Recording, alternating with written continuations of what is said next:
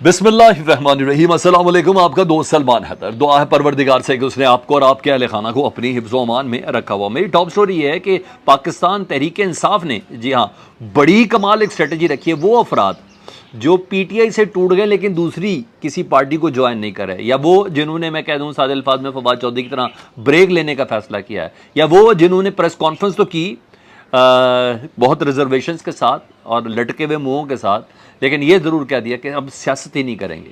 उन्होंने एक कमाल किस्म की स्ट्रेटजी बनाई है और पीडीएम के सीने पे मूंग दलने के लिए काफ़ी है। जितनी मर्जी आप फोर्स करवा लें, ताकतवरों से कॉलें करवा लें, जितना मर्जी आप किसी भी किस्म की इस्टेब्लिशमेंट से फ़ोन कॉलें करवा दें कि जी काफ लीग को भर दो, पीपल्स पार्टी को भर दो, जेकेटी को भर दो, मगर जो ये काम चलने वाला ना, पीटीआई को कमज़ोर नहीं होने देगी जी। वो क्या कमाल काम होने जा रहा है, और मैं बिल्कुल आपको कंफर्म बता रहा हूँ, बड़ी अच्छी और ज़बरदस्त खबर है। जो पीटीआई के फॉलोअर्स हैं उनको पसंद करते हैं, इमरान खान साहब को पसंद करते हैं, उनके लिए एक बड़ी ज़बरदस्त खबर है। तो मेरा अहम तरीन टॉपिक वही होगा जो आपके साथ मैंने आपके पेश खिदमत करना है। दीगर कुछ अहम खबरें भी हैं, वो सबसे पहले हम जिक्र कर लेते हैं। छोटी हैं लेकिन बहुत ज़्यादा अहम है। वो इमरान खान सियासत का एक बहुत बड़ा पहाड़ था, नहीं है, उसकी छोटी छोटी किरचियाँ या छोटे छोटे बट्टे बट्टे होते हैं ना, वो गिर रहे हैं ना, तो मसला कुछ और है। तो उसकी भी कुछ डिटेल्स हैं। रिक्वेस्ट ये करूँगा वीलॉग मुकम्मल देखें, और अगर आपको वीलॉग में लगेगा ये बिल्कुल ऑथेंटिक बात हो रही है, क्रॉस चेक, और पहले से बता रहा हूँ क्योंकि ये सारी खबरें पहले से भी बहुत हद तक डिस्कस हो चुकी हैं जो इस वक्त आपके सामने अक्कर हो रही है। तो चैनल ज़रूर सब्सक्राइब कर देगा ताकि आने वाले वक्त में मेरा और आपका ये राब्ता बहाल है। तो सबसे पहले जी, सियासी जोड़ तोड़ का सिलसिला जारी है, और इमरान खान जैसा बड़ा जो सियासत का पहाड़ है, अच्छा, उसे तोड़ने की भी कोशिश हो रही है। हाँ, थोड़ी बहुत टूट फूट हो जाती है, बस स्लाइडिंग स्लूडिंग हो, तो ये सब चल रहा होता है। और जो लोग छोड़ के जा रहे हैं उनका, यानी वो चट्टानों के पत्थर, पहाड़ के छोटे पत्थर, तो जो मुर्दा खाने वाले जो गिद्ध है ना, उनके अंदर जान आ रही है। और ज़रा इखलाकियात में बोलूँ, छोटी छोटी जमातों में जान आ रही है। इतने बड़े पहाड़ के चंद कंकरियों की वजह से जो छोटी छोटी जमातें, उनके अंदर जान डाली जा रही है, या आ रही है, या आना शुरू हो गई, यानी ये, यानी मतलब कि पहाड़ के कुछ टुकड़े ना किसी के लिए बहुत ताकतवर भी हैं। शायद यही चीज़ है। सरदार तनवीर इलियास, आपको पता है, मोहरा है, और बड़ा ज़बरदस्त टिका के मोहरा है। इसकी कोई तफसील में जाने की मुझे कोई ज़रूरत है भी नहीं। अच्छा, चौधरी शुजात साहब बहुत एक्टिव हैं आजकल, जेकेटी बहुत एक्टिव है आजकल, और जरदारी साहब बहुत एक्टिव है आजकल। और आने वाली सियासत में आपने इन तीन को ही एक्टिव देखना है, ये मैं आपको बता दूँ। मुर्दा हो चुकी हुई है नून लीग। ये मेरे वीलॉग संभाल के रखिएगा, और किसी वक्त मुझे कमेंट सेक्शन में बता दीजिएगा कि मैंने ये बात गलत की थी। वो बिल्कुल मुर्दा घोड़ा, उसमें कोई जान नहीं है। तो ये तीन अफराद, चौधरी शुजात, जहांगीर खान तरीन और जरदारी साहब, वही एक्टिव नज़र आएंगे।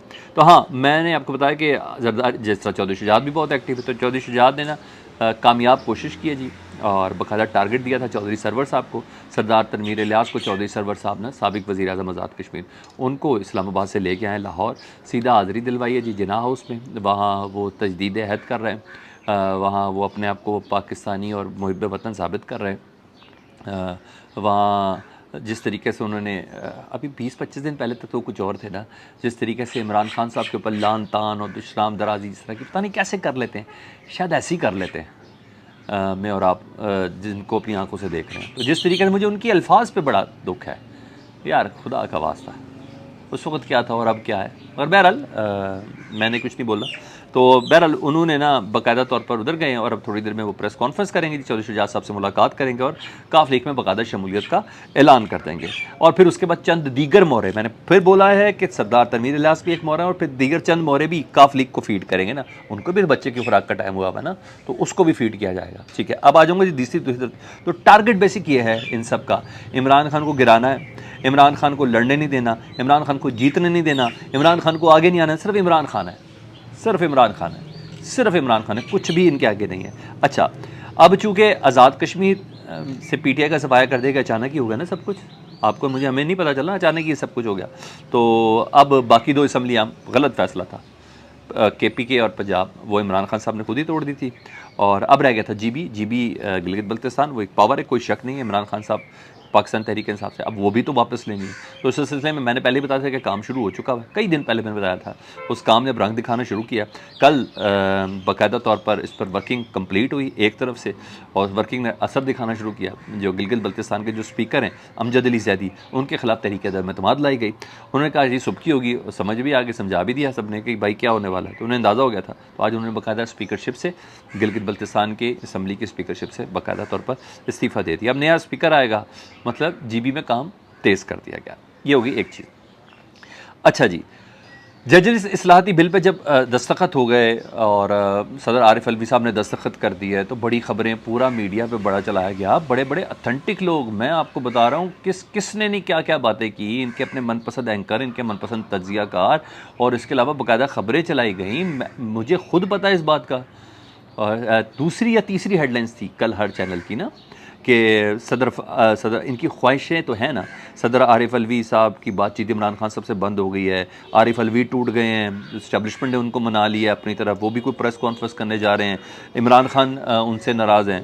تو آج عدالت میں نا غیر رسمی جب عمران خان صاحب پیش ہو رہے تو غیر رسمی سوال جواب ہوئے، تو گاڑی میں بیٹھتے ہوئے پوچھا جی صدر عارف الوی صاحب کی کوئی ناراضگی ہے؟ انہوں نے کہا قطعاً عارف الوی سے کیسے میری ناراضگی ہو سکتی ہے، عارف الوی کیسے مجھ سے ناراض ہو سکتا ہے. اتنا ہی انہوں نے فخر کے ساتھ بولا. اور اتنی انہوں نے کہا وہ جو بل پہ دستخط کیے تھے آپ کی اس وجہ سے کوئی ریزرویشن نہیں. انہوں نے کہا دستخط نہ بھی کرتا تو وہ قانون بن جانا تھا.